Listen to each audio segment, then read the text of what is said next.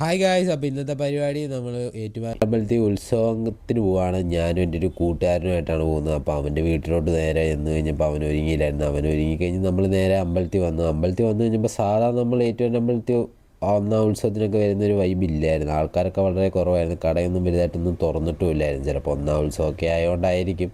അത് കഴിഞ്ഞിട്ട് നമ്മൾ കുറച്ച് നേരം അതുവഴിയെല്ലാം നമ്മൾ നടന്നു കഴിഞ്ഞിട്ട് നമ്മൾ അടുത്തുള്ളൊരു ചിന്തിക്കടയിൽ കയറി കഴിഞ്ഞപ്പോൾ അവിടെ കുറേ കാറൊക്കെ ഇരിപ്പുണ്ടായിരുന്നു. മേടിക്കണമെന്ന് ആഗ്രഹം ഉണ്ടായിരുന്നു, പക്ഷേ വേണ്ടെന്ന് വെച്ച്. ഇതെല്ലാം മേടിച്ച് വെറുതെ കാശ് കളയുന്ന എന്തിനാ. അത് കഴിഞ്ഞിട്ട് പിന്നെ നമ്മൾ നേരെ വൈക്കം വിജയലക്ഷ്മിയുടെ ഒരു പരിപാടി കാണാൻ കയറി. അതെല്ലാം കണ്ട് കഴിഞ്ഞിട്ട് പിന്നെ നമ്മൾ നേരെ വീട്ടിലോട്ട് പോകാമെന്ന് വിചാരിച്ച് നമ്മൾ വെളിയിലോട്ടിറങ്ങിയപ്പോഴും ആൾക്കാരൊക്കെ വളരെ കുറവായിരുന്നു. പിന്നെ നമ്മൾ നേരെ ഈ കടയിൽ കയറി ഒരു ലെമൺ ടീ കുടിച്ച് കഴിഞ്ഞിട്ട് ഞാൻ നേരെ അവനെ വീട്ടിൽ കൊണ്ടാക്കി. നമ്മൾ വീട്ടിൽ വന്നിരിക്കുകയാണ്. പഞ്ഞിക്കിന് തുറക്ക്